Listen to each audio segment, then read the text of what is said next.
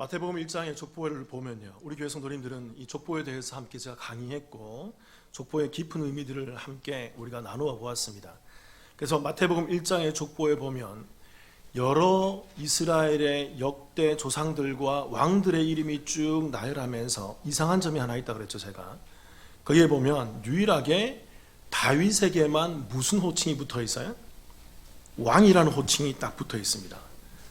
그러니까 다른 왕들도 있고 다른 조상들도 있는데 유일하게 다윗에게만 그가 다윗 왕이라는 호칭을 딱 부여해 놓고 다윗이 역대 왕 중의 왕이고 가장 위대한 왕이라고 그렇게 표현을 하고 있다는 거죠.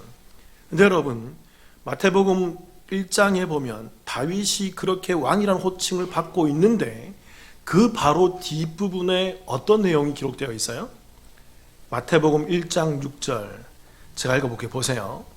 이새는 다윗 왕을 낳으니라. 다윗에게만 유일하게 왕이라는 호칭이 부여됩니다. 솔로몬 여러 왕들이 있는데 그들에 대해서는 왕이라는 호칭이 없어요. 다윗 왕을 낳으니라. 그리고는 같이 읽어볼게요. 다윗은 시작. 다윗은 우리아의 아내에게서 솔로몬을 낳았고. 다윗이 누구를 통해서 솔로몬을 낳았을까요? 우리아의 아내라고 기록되어 있습니다. 이 사람이 누굽니까? 원래 이름이 밧세바죠. 성경은 밧세바라고 기록하지 않아요. 다윗을 왕으로 딱 추대하면서 왕이라는 호칭을 다윗에게 부여하면서 다윗이 가장 위대한 왕이야, 다윗이 놀라운 왕이야, 왕 중의 왕이야. 그런데 다윗은 우리아의 아내에게서 솔로몬을 낳았어 라고 기록하고 있다는 것입니다. 여러분, 이게 무슨 말을 하는 것 같으세요? 다윗의 죄악을 들추는 것입니다. 다윗이 그의 신하의 여인을 죄를 탐한 그 간통의 죄를 말하고 있는 것이고, 거기서 끝납니까? 이 우리아, 그 신하, 그 충신이었던 우리아를 죽이라고 명령했던 살인교사죄, 결국은 죽여버렸던 이 살인자의 다윗의 모습을, 그 죄를 이 족보에서 성경이 한 줄로 탁 드러내고 있는 거예요. 그래서 여러분, 마태복음 1장 6절을 원문으로 가만히 들여다보면 헬라어 원문에 보면요, 이 다윗이라는 이 이름 앞에 헬라어 대라는 단어가 붙어 있습니다. 6절에 보면 헬라어 대라는 말이 있는데 이 말은 그러나라는 말이에요. 그래서 이 말을 부여해서 우리가 다시 이 말씀을 번역해보면 이런 거예요. 이새는 다윗 왕을 낳으니라. 그러나 다윗은 우리아의 아내에게서 솔로몬을 낳았어 라고 기록하고, 다윗은 대단한 왕이었습니다. 다윗은 위대한 왕이었습니다. 누구나 존경하는 왕이었어요. 그러나 다윗은 추악한 죄를 지은 사람이라는 거예요. 도저히 일반 사람들이 상상하지도 못할 만한 그런 추악한 죄를 짓고 또 짓고 또 지으면서 결국에는 살인까지 행했던 사람이라는 거예요. 그런데 사도행전 13장 22절에 보면 이렇게 말씀하세요. 같이 한번 읽어볼까요? 시작. 패하시고 다윗을 왕으로 세우시고 증언하여 이르시되 내가 이새의 아들 다윗을 만나니 내 마음에 맞는 사람이라 내 뜻을 다 이루리라 하시더니, 하나님께서 다윗을 보았을 때 이 다윗을, 이새의 아들 다윗을 만나니 이 다윗이 어떤 사람이라? 내 마음에 맞는 사람이다. 예전 성경 번역에는 내 마음에 합한 사람이라고 번역되어 있잖아요. 다윗을 보니까 내 마음에 맞고 내 마음에 합한 사람이야. 나는 그가 너무나도 좋아. 그는 내 모든 일을 다 행하기에 딱 어울리는 사람이야 라고 얘기를 하고 있다는 것입니다. 부하의 아내를 탐하고 그 일을 감추기 위해서 부하를 죽인 다윗에게서 하나님께서는 과연 어떤 모습을 보셨기 때문에 이 다윗을 내 마음에 합한 사람, 내 마음에 맞는 사람, 그가 내 모든 일을 다 이룰 만한 그런 사람이야 라고 평가하시는 걸까요? 첫 번째는 다윗은요, 상한 심령의 사람이었다는 거예요. 이게 너무 중요해요.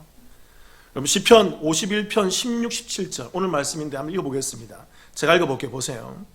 주께서는 제사를 기뻐하지 아니하시나니 그렇지 아니하면 내가 드렸을 것이라. 그는 번제를 기뻐하지 아니하시나이다. 17절, 하나님께서 구하시는 제사는 무슨 심령이라? 하나님이 기뻐하시는 제사는 상한 심령이라. 하나님이여 상하고 통회하는 마음을 주께서 멸시하지 아니하시리이다. 여러분, 이 시편 51편은요 다윗이 이 죄를 범하고 충신 우리아를 죽이고 그 죄책감을 누리지 못하고 그냥 가만히 살고 있을 때 하나님께서 나단이라는 선지자를 보내서 네가 바로 죄인이야, 네가 그 죄를 지었잖아 라고 그의 간통과 살인죄를 지적할 때 다윗이 그때 자신에 대한 죄에 대한 지적을 받고 통회 자복하는 심정으로 지은 시가 바로 오늘 본문의 시예요. 그는 이 시에서 이렇게 고백합니다. 하나님께서 무엇을 원하시는지에 대해서 정확히 말하고 있어요. 하나님께서는 여러분 제사를 기뻐하지 않으세요. 요즘 말로 얘기하면 여러분 하나님께서는 예배를 기뻐하지 않으세요. 그 제사, 그 예배가 어떤 제사이고 어떤 예배일까요? 죄사함의 동반 없이 표면적으로 드리는 제사, 표면적으로 드리는 예배, 아무 예수 그리스도로 말미암아 아무런 동의 없이, 믿음에 근거하지 않고 내 죄에 대한 사함이 없이, 내 죄에 대한 자복함이 없이 그저 교회에 나와서 예배드리고 그저 교회에 나와서 주일만 따박따박 신앙생활 지키고 있는 그 예배와 그 제사를 기뻐하지 않는다는 것입니다. 좋아하지 않는다는 거예요. 그렇다면 하나님께서 기뻐하시는 제사가 뭘까요? 다시 17절로 띄워보세요. 17절에 보면 이런 말씀이 있습니다. 하나님께서 구하시는 제사는 어떤 심령이라? 상한 심령이라. 하나님께서 원하시는 제사는요 상한 심령 가운데 드려지는 제사인 것입니다. 이 상한 심령이 동반되는 제사를 하나님은 기뻐하시는 거예요. 이 상한 심령이 없다 그런다면 하나님은 그 제사를 보지도 않고 거들떠 보지도 않고 좋아하지도 않으시며 기뻐하지 않는다는 것입니다. 그건 잘못된 예배야, 잘못된 제사야 라고 말씀하신다는 거예요. 그러면서 17절의 그 뒤에 다윗은 이렇게 고백해요. 하나님이여 상하고 통회하는 마음을 주께서 멸시하지 아니하시리이다. 여기서 말하는 이 상하다, 여기서 이 통회하다라는 말은요 상하다라는 말이 히브리어로 샤바르란 말인데 이게 산산이 부서지다, 찢기다, 박살나다는 말이에요. 마음이 박살나는 걸 말하는 거예요. 그리고 통회하다, 이것은 다카라는 말인데 이게 으깨다, 박살나다, 으깨어지다, 이게 말은 또 다른 말로 말하면 회개하다란 말이에요. 다윗은 부하의 아내를 빼앗고 부하를 죽인 것에 대해서 아무런 죄책감을 느끼지 못했습니다. 상한 심령이 없었어요.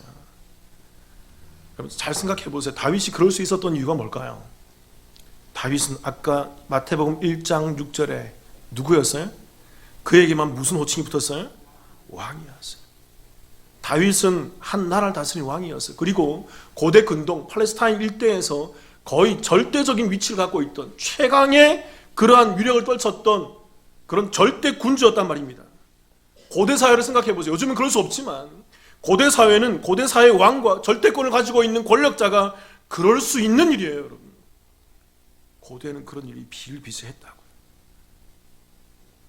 다윗은 그 절대 권력을 가진 왕으로서 그런 일을 할 수도 있었던 위치에 있었던 것입니다. 그리고 그는 그 일을 매우 교묘히, 우리 성경을 보고 알잖아요. 매우 교묘히, 다른 사람들이 알 수 없을 정도로 교묘히 이 사람을 그 신하의 그 죽음을 처리했던 사람인 거예요. 우리아를 교묘히 가장 깊숙한 곳에 보내서 다 빠지도록 만들어서 그 홀로 싸우도록 만들다가 죽어버리게 만들었잖아요. 아무도 다윗이 이 교살한 사람이라는 것을 모르도록 만든 거예요. 그런데 하나님께서는 이 일을 다 알고 계셨고 나단 선지자를 보내서 다윗의 죄가 고발되고 지적당하게 하자 다윗이, 아무런 상한 심정이 없던 그 다윗이 그 완고하고 완악한 마음이 무너지고 박살나고 으개지고 산산조각이 나면서 자신의 죄에 대해서 깊은 자각을 하기 시작한 것입니다. 그러면서 상한 심령 가운데 통회하고 자복하는 마음으로 회개가 터져 나오더라는 거예요. 여러분, 제가 질문 하나 드려보겠습니다. 구약의 제사가 어떤 것이라고 생각하세요? 우린 구약에 제사 드렸어. 신약은 제사를 안 드려. 우린 제사를 드려보지 않기 때문에 제사의 의미를 잘 모릅니다. 그런데 여러분, 제가 우리 교회 1년 전에 왔을 때 1년 안에 제가 이런 설교를 했어요. 번제에 대한 설교를 했어요. 기억나시는 분인지 모르겠어요. 여러분, 하나님께서 이 번제를 드리라고 그러면서 이 제사를 드리는 이 행위를 어떻게 진행하십니까? 레위기 1장에 보면 번제는 누가 제물을 가져와요? 제사장이 가져오지 않는다고요. 누가 가져와요? 이 죄 사함을 받기 위한 제물의 주인이 이 제물을 가져오는 거죠. 1년 된 송아지나 어린 양이나 비둘기나 참새나 그 제물을 아주 흠이 없는, 아주 애지중지하고 가장 이쁜 그러한 제물을 가지고 오는 것입니다. 질문 드려볼게요. 이 제물을 누가 죽여요? 이 제물을 누가 잡아요? 저 기억하시죠, 여러분? 제사장 그러면 못 들으신 분이고, 이 제물을 누가 잡아요? 성경 레위기 1장을 보세요, 여러분. 제물의 주인이 직접 잡아요. 이 번제는 제물을 가지고 온 그 주인이 직접 제물을 죽이는 것입니다. 제사장이 대신하지 않아요. 제물의 주인이 자신의 집에서 가장 이쁘고 가장 아름답고 사랑스러우며 흠이 없는 무음하면서 애지중지 키워온 그 짐승을 직접 가져와서 칼로 찌르는 거예요. 죽을 때까지 그 피를 다 뽑아내는 거예요. 가죽을 벗겨내는 거예요. 각을 뜨는 거예요. 누가 할까요? 제사장이 하지 않아요, 여러분. 잘 하셔야 돼요. 제물의 주인이 한다. 자, 그때 설명드렸습니다. 각을 뜨다라는 말은 이건 살을 부위별로 다 발라내고 슬라이스하면서 다 발라내고 뼈 마디마디를 다 분리시켜 놓는 것입니다. 그러니까 여러분, 이렇게 흠이 없이 애지중지 키워온 제물을 이 피를 뽑고 죽이며 살을 발라내고 그 뼈 마디마디 각을 뜨는 이 주인의 심정이 어떠할까요, 여러분? 상상해 보세요. 세 가지입니다. 첫째, 이 주인은 재물을 힘겹게 잡으면서, 재물을 쉽게 안 죽는다고요. 이 잡으면서 엄청난 에너지를 쏘면서 땀이 흐릅니다. 그리고 이 땀을 흐르면서 칼로 찌르면서 재물에게서 튀겨져 나오는 뭐가 자기 몸을 묻을까요? 피가 온몸을. 그러면서 이 재물이 누구 때문에 죽어요? 나의 죄 때문에 대신 죽는 거기 때문에 이 상황 가운데서 이 재물의 주인은 눈물을 흐르지 않을 수 없는 상황인 거예요. 그래서 여러분, 이 피와 땀과 이 눈물, 노래 제목 같죠, 여러분? 피땀 눈물. 아마 성경에서 인용하지 않았을까. 여러분, 이 피와 땀과 이 눈물이 범벅이 되어서 이 재물을 잡는 주인은 상한 심령, 통회하는 심령이 될 수밖에 없는 거예요. 그리고 이 가운데에서 제사가 드려지도록 되어 있는 것입니다. 내 죄가 이렇게 처참하구나. 내 죄가 이렇게 추악하구나. 내가 이렇게 죽을 수밖에 없는 죄인이구나. 내가 이 정도로 내 죄악이 추악한 죄이구나. 내가 죽어야 되는데 얘가 죽는구나. 눈물 콧물 다 흐르면서. 하나님께서 왜 이런 방법으로 제사를 드리려고 하는 걸까요? 오늘 첫 번째 주제인 것처럼 상한 심령을 받기 위함인 거예요. 그렇기 때문에 여러분, 제사는요, 예배는요, 행위가 아니에요. 내가 제사를 드렸다, 내가 예배를 드려왔다가 아니에요. 이 예배에 어떻게 나아오는가가 중요합니다. 이 예배에 나와서 나 대신 누가 죽었어? 그 제물이신 누가 죽으셨어? 영원한 영단번이라고 했죠. 영원한 단 한 번에 우리의 모든 죄를 다해서 한 번에 죽여버리시고 끝내버리신 누가 죽으셨어요? 그 제물이신 예수님이 죽으시고 내가 죽어야 되는데 그 예수님이 그 각을 뜨고 포를 뜨면서 그 처참하게 죽어갔다는 것을 자각하는 심령. 그 심령이 상한 심령이고 그 심령 가운데 드리는 그 예배가 진짜 예배라는 거죠. 다윗은 그 상한 심령을 갖고 있었던 사람이라는 거. 다윗을 내 마음에 맞는 사람이라고 평가하시는 이유가 뭘까요? 두 번째는 다윗은 원죄를 고백했던 사람이라는 거예요. 이게 좀 말씀이 어려울 수 있어요. 두 번째는 잘 따라오셔야 됩니다. 자, 잘 설명드릴게요. 시편 51편 1절 2절입니다. 같이 한번 읽어볼까요? 시작. 하나님이여, 주의 인자를 따라 내게 은혜를 베푸시며 주의 많은 긍휼을 따라 내 죄악을 지워주소서. 나의 죄악을 맑게 씻으시며 나의 죄를 깨끗이 제하소서. 질문 드려볼게요. 한글 성경에도 나와 있지만 여기서 반복되는 단어가 뭐죠? 죄죠, 죄. 내 죄. 내 죄악, 나의 죄악, 나의 죄. 반복되죠. 시편 51편 전체를 다 읽어보면 여러분 이 죄라는 단어, 나의 죄, 내 죄악, 나의 죄, 이 말이 총 10번에 걸쳐서 이 말씀이 등장하고 있습니다. 그러니까 여러분, 다윗은 나단 선지자가 자신의 죄를 지적하기 전에는 자신의 죄를 자각하지 못했다고요. 상한 심령이 없었다고요. 그럴 수 있는 왕의 신분이었다. 그럴 수 고대 근동에서 다 그랬어요. 왕들이 권력 있는 권력자는 다 그랬다고요. 그 죄악 때문에 사람들이. 근데 그 죄가 드러나고 죄가 지적당하면서 상한 심령이 올라오자 그는 그 고발당한 그 마음으로, 상하고 통회하는 마음으로 뭘 바라봐요? 자신 안에 있는 죄를 돌아보기 시작한 것입니다. 여러분, 중요한 사실은 여러분, 우리가 좀 전에 읽었던 1편 51편 1절 2절에 이 죄라는 단어가 재미있게도 다 다른 단어로 기록되어 있어요. 다윗이 다 다른 단어로 기록했어요. 1절에 내 죄악이라는 단어는 히브리어로 페사라는 단어로 기록했어요. 이건 범죄, 반역인데 이건 복수예요, 여러분. 좀 복수라는 것을 기억하세요. 그 2절에 나의 죄악이라고 했는데 이 말은 아본이라는 단어, 이건 타락 불법인데 이건 단수로 기록했어요. 또 세 번째로 2절에 나의 죄라는 말은 또 하타라고 기록했어요. 이것은 범법, 죄인데 또 이것은 단수로 기록했어요. 이게 좀 독특해요. 이거 잘 따라오셔야 됩니다. 다윗은요 1절에서 내 죄악, 자신의 죄악, 이 복수라 그랬죠. 그러니까 내 죄악들을 지워달라고 얘기하고 있습니다. 하나님이여 내 죄악들을 지워주소서라고 얘기하는 거죠. 어떤 죄악입니까? 부인의 아내를 자신의 그 신하의 아내를 탐했던 그 죄와 그 여인과 간음했던 죄와 그 여인이 결국은 임신하게 되자 부하를 불러서 합방하게 만들었는데 여의치 않으니까 결국은 그 부하를 죽여버리면서 그 고지로 보내서 아주 교묘하게 그를 교살해버리는 그 죄를 지적하는 거예요.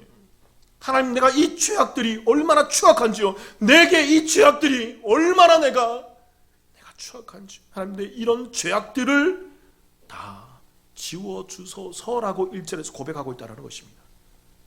그런데 여러분, 이러한 죄악들, 이러한 죄들에는, 이런 죄악들을 범하는 것에는 근본적인 이유가 있다는 것입니다. 그게 바로 2절이에요. 다시 띄워보세요. 1절, 2절. 2절에는 이렇게 기록되어 있습니다. 나의 죄악을 말갛게 씻으시며 나의 죄를 깨끗이 제하소서. 그러니까 여기서 말하는 이 죄, 이 2절이 고백하는 나의 죄악, 이 아본과 나의 죄, 하타라는 말은, 이 말은 좀 더 근원적인 의미가 있는데 이게 어떤 의미냐면요, 여러분, 이게 나의 죄악, 아본이라는 말은 원래의 상태에서 벗어나서 왜곡되어 버린 상태를 아본이라고 얘기해요. 이게 히브리 원뜻입니다. 원래 어떤 뜻이 있는데 그 상태에서 벗어나게 되어서 내가 죄악, 이 아본을 행하게 되었다는 것입니다. 또 그 2절에 나와 있는, 그 다음에 나와 있는 나의 죄, 하타라는 말은, 이게 아마 여러분 들어보신 분이 있을 거예요. 이 말을, 하타, 이 말은 관역에서 벗어난 상태를 말하는 것입니다. 그러니까 여러분, 아본과 하타는 다른 단어지만 단수로 기록되어 있는 이 두 단어는 같은 의미를 가지고 있어요. 원래 자리에서 벗어났다라는 거예요. 원래 관역인데 관역에서 벗어나서 다른 곳을 맞췄다라는 것입니다. 그게 죄고, 그게 단수인 죄의 모습이라는 것입니다. 그러니까 여러분, 다윗은 상하고 통회하는 이 마음을 통해서 죄를 깨닫게 되는 거예요. 죄를 깨닫게 되는데, 이제 여러분 잘 들어보세요. 다윗이 이 죄들을, 이 죄악들을 짓게 되는데, 그 많은 죄악들을 짓게 되는데, 이 많은 죄들은, 이 많은 죄를 짓게 된, 이 죄들을 짓게 된 이유는 원래의 상태에서 어떻게 되었다? 벗어났기 때문에 내가 이 죄들을 짓게 되었어라고 고백한다는 거죠. 1절과 2절의 의미가 그렇다는 것입니다. 그래서 단수, 이 벗어난 것 때문에, 이 원래 상태에서 관역에서 벗어난 이 죄, 단수 때문에 내가 1절에 있는 그 죄들을 짓게 되어서, 그래서 하나님 이 죄들을 지워주소서라고 다윗이 고백하고 있다라는 것입니다. 무슨 말인지 아시겠어요? 시편 51편 3절을 한번 볼게요, 여러분. 같이 한번 읽어보겠습니다. 51편 3절 잘 보세요. 여기서 잘 설명되어 있어요. 이거 보면 이제 이해될 겁니다. 같이 한번 읽어볼게요. 시작. 무릇 나는 내 죄가를 아오니 내 죄가 항상 내 앞에 있나이다. 이것도 구분해놨어, 다윗이. 무릇 나는 내 죄가, 이게 뭡니까? 복수로 기록되어 있다고요. 그러니까 무릇 내게는 이 죄악들이 많이 있습니다. 이렇게 음탕하고 교살하고 사람을 죽여버렸던 이 죄악들이 내게 너무나도 많이 있네요. 그런데 내 죄가, 이것은 내가 이렇게 복수적인 죄가를 많이 하게 된 이유는 내가 항상 내 앞에 있기 때문이다. 내 죄, 단수인 그 근원적인 죄가 내 가운데 있기 때문입니다. 하타, 단수를 기록하고 있다고. 그러니까 다윗이 그렇게 여인을 탐하고 그 신하를 죽이며 교살하게 되었던 그 죄악들을 짓게 된 이유는 그 자신 안에 단수인 그 죄, 하타, 그 죄, 그 아본, 그 단수인 그 죄의 모습이 자신 안에 있기 때문이라는 것입니다. 그가 이 단수인 죄 때문에 관역에서 원래 상태에서 벗어났기 때문이라는 거예요. 그래서 그가 이 벗어난 상태에 있기 때문에 죄악들을 짓게 되더라는 것입니다. 자신이 아무리 노력한다 하더라도 잘 안 되더라는 거예요. 여러분, 이게 바로 죄의 근원을 고백하고 있는 다윗의 모습이에요. 다윗은요, 하나님을 믿는 사람이었습니다. 하나님을 신뢰하는 사람이었어요. 그러나 그 안에 관역에서 벗어나 있는 상태, 그 안에서 원래 상태에서 벗어나 있는 상태에 있게 되자 그가 그 모든 죄악들을 범할 수밖에 없는 하나님과의 반대 방향으로만 나아가더라는 것입니다. 그래서 입에서 나오는 것, 그래서 생각에 나오는 것, 모든 게 다 하나님과 반대 방향이더라는 거예요. 죄악들을 짓게 되더라는 것입니다. 무엇 때문에? 이 아본, 이 하타, 이 단수인 이 죄 때문에. 그래서 여러분, 시편 51편 5절 보세요. 제가 읽어볼게요, 여러분. 다윗이 이렇게 고백합니다. 내가 죄악 중에서 출생하였으며 어머니가 내 죄 중에서 나를 잉태하였나이다. 다윗의 신중 깊은 그런 고백이에요. 다윗은 자신이 죄들을 범하게 된 이유가 자신이 어디서부터 출생했기 때문이다? 내가 죄악 중에서 내 근본이 뭐다? 죄 가운데 있더라는 것입니다. 그래서 내가 죄 중에서, 어머니가 내 죄 중에서 나를, 우리 모든 사람들, 나뿐만 아니라 모든 사람들은 그 죄 가운데에서 잉태하였다라는 것입니다. 이게 뭘 말하는 걸까요, 여러분? 이게 원죄를 얘기하는 거예요. 그래서 이 원죄 때문에, 단수인 이 아본, 하타, 이 원죄 때문에 그에게 나타나는 그 패사, 그 범죄 반역, 그 복수인 죄악들이 그에게 나타나고 있더라는 것입니다. 그래서 그가 아무리 노력해도 늘 언제나 하나님과는 반대 방향에 서 있게 되더라는 거예요. 하나님께만 죄를 짓게 되더라는 것입니다. 그래서 51편 6절 같이 읽어볼까요, 여러분? 시편 51편 6절 함께 읽겠습니다. 시작. 보소서, 주께서는 중심이 진실함을 원하시오니 내게 지혜를 은밀히 가르치시리. 이 말씀이 어려워요. 이제 이것을 이해하면 이제 이 말씀이 이해됩니다. 하나님께서는 뭘 원하신다는 거예요? 그 진실함을 원하니, 진실함은 진리를 원한다는 것입니다. 참, 진짜, 진리만을 원한다는 것입니다. 그럼 질문 드려볼게요. 여기서 말한 지금까지 쭉 얘기한 이 논지 가운데서 하나님이 말씀하시는, 여기서 말씀하시는 진실함이 뭘까요? 지금 다윗이 뭐의 실체에 대해서 얘기하고 있어요? 죄의 실체. 여기서 말하는 진실은 죄의 근원을 밝히는 것이라는 거예요. 죄의 실체를 앞에서 5절에서 내가 죄악 중에서 출생하였습니다. 죄 중에서 어머님이 나를 잉태했습니다. 원죄를 말하잖아요. 이게 진실이라는 거예요. 이게 진리라는 것입니다. 모든 사람들이 이 땅 가운데 그 원죄를 지닌 채 원죄에 빠져있는 상태 가운데에서 출생하고 태어나고 그런 상태에 살고 있더라는 것입니다. 그래서 그 원죄로 말미암아 무능한 인생을 살고 있다는 거예요. 아무리 예배를 드려도, 아무리 제사를 드려도, 아무리 신앙생활을 한다 하더라도 이게 해결되지 않는 한 하나님과는 반대로 얘기하고 하나님과는 반대 방향에 서게 되며 하나님과는 정반대에서 하나님께만 죄를 짓는 이 인간의 무능한 실존을 얘기한다는 거예요. 다시 51편 6절을 띄워보세요. 다윗이 그 뒤에 중요한 걸 얘기합니다. 보소서, 주께서는 중심이 진실함을 원하시오니 내게부터 같이 읽어볼까요? 시작. 내게 지혜를 은밀히 가르치시리이다. 내게 지혜를 가르쳐 주셨다는 거예요. 그럼 질문 드려볼게요, 여러분. 여기서 다윗이 이 죄의 근원에 대한 진리를 깨닫게 되었고 알게 되었는데 그게 바로 뭐다라는 거예요? 이게 바로 지혜라는 거예요. 그러니까 여러분, 성경이 말하는 지혜, 우리 기독교가 말하는 지혜는 다른 게 아니에요. 따라해 보겠습니다. 지혜란 내 죄를 알고 하나님을 아는 것이다.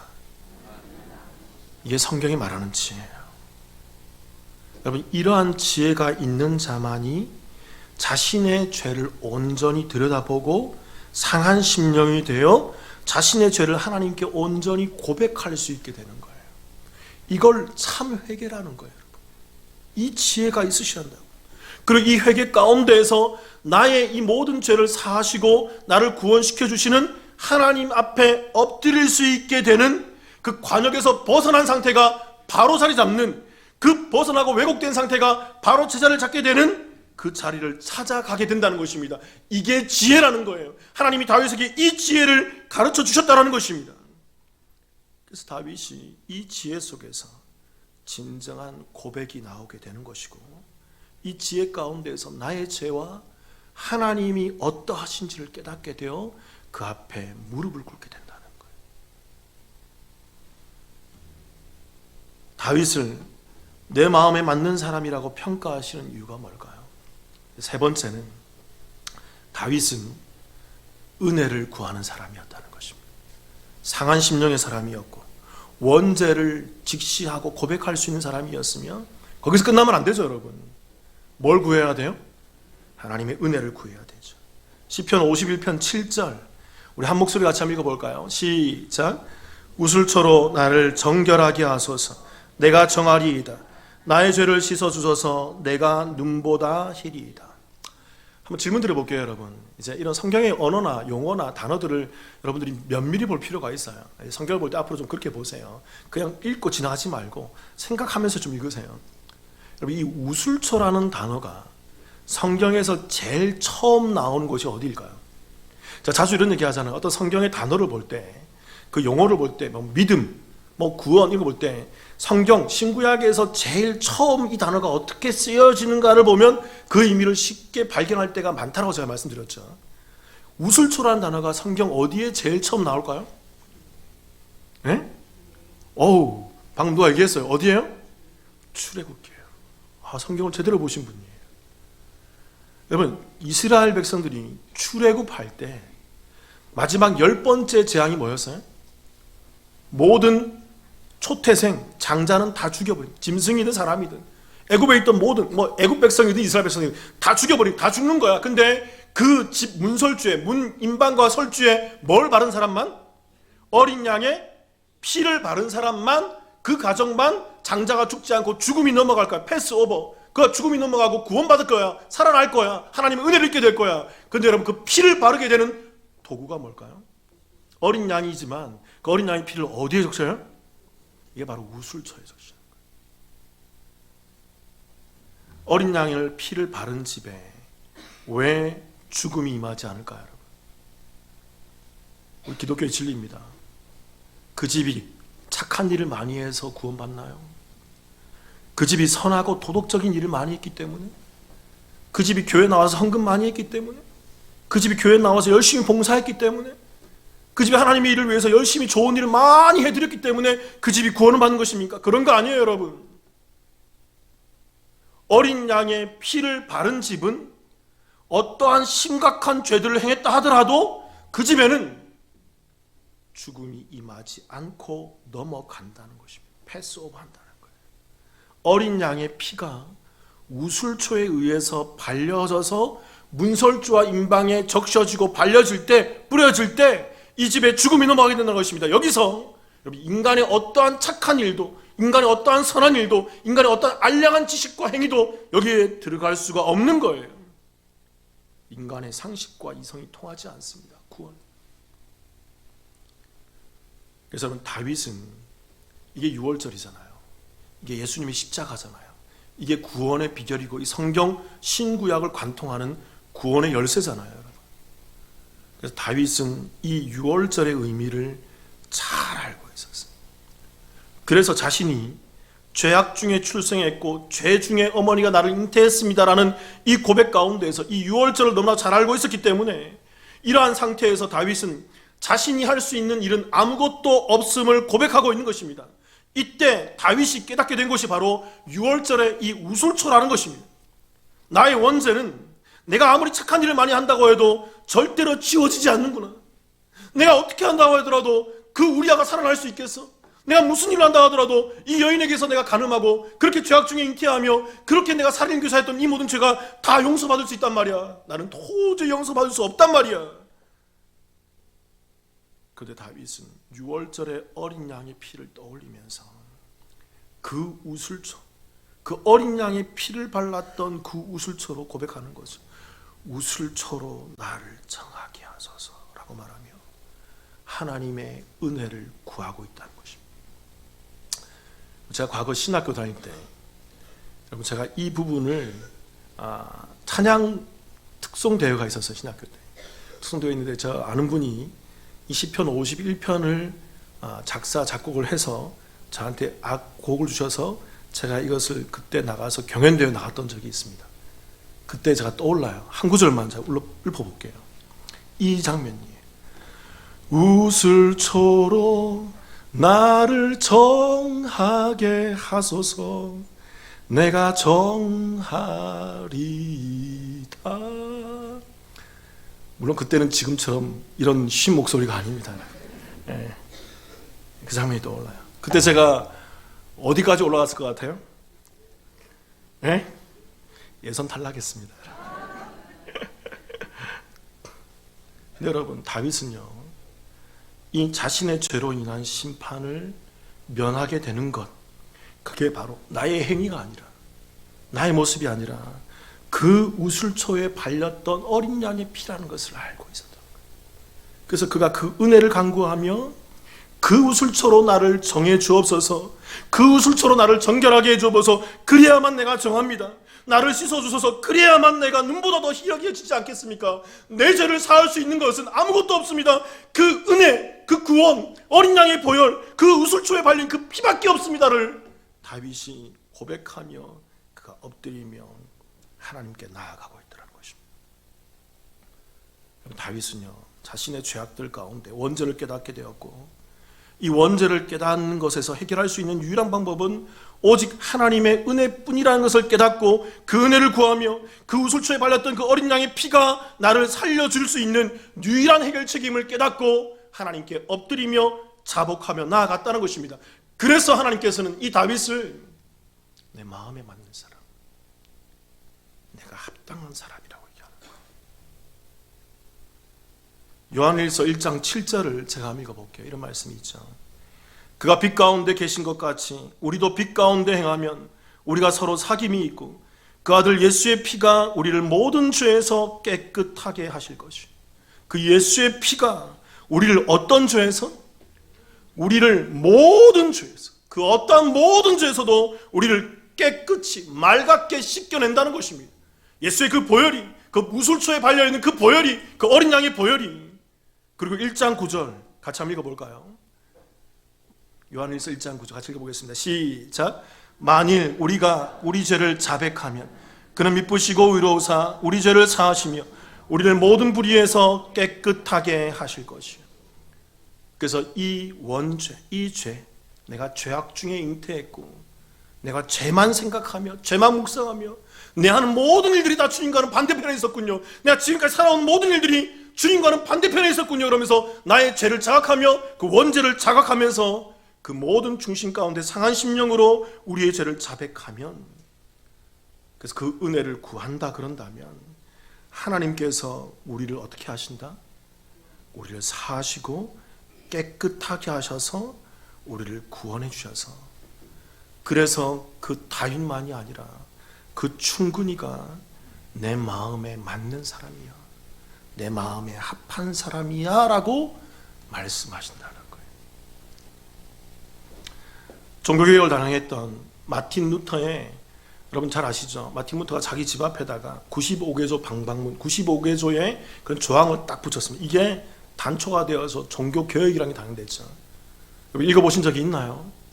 자, 나중에 한번 기회 되면 이 95개조 방방문에 대해서 한번 강론을 해볼까 하는 마음도 있습니다.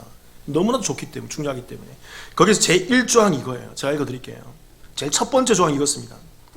우리들은 주님이시며 선생이신 그리스도께서 회개하라고 말씀하셨는데 이는 신자들의 전생애가 참회가 되어야 한다는 것을 의미한다. 이게 무슨 말이냐면요, 교회는, 성도는 참된 회개가 있어야 한다는 것입니다. 참된 회개 없이, 진정한 회개 없이 교회가 될 수 없다는 거예요. 참된 회개, 진정한 회개가 없이 성도로 설 수 없다는 것입니다. 그 회개가 없이 예배 드려봤자 예배가 아니고, 그 회개가 없이 아무리 제사를 드려봤자 제사가 아니며, 그 회개가 없이 아무리 기도하고 찬양과 많은 것들을 하더라도 하나님께는 1도 카운트가 안 된다는 거예요. 절대 하나님은 그를 바라보지 않는다는 것입니다. 우리 안에 뭐가 있을 때? 참된 회개가 있을 때.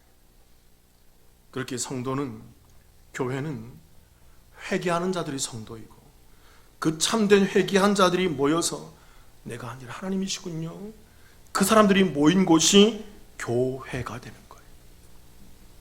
사랑하는 성도 여러분, 다윗처럼 우리의 죄악을 직시하고 상한 심령이 되어 내가 죄악 중에 출생했고 내 어머니가 나를 죄악 중에 잉태했다라는 이 원죄 고백 가운데 나아오시기를 주님의 이름으로 축원합니다.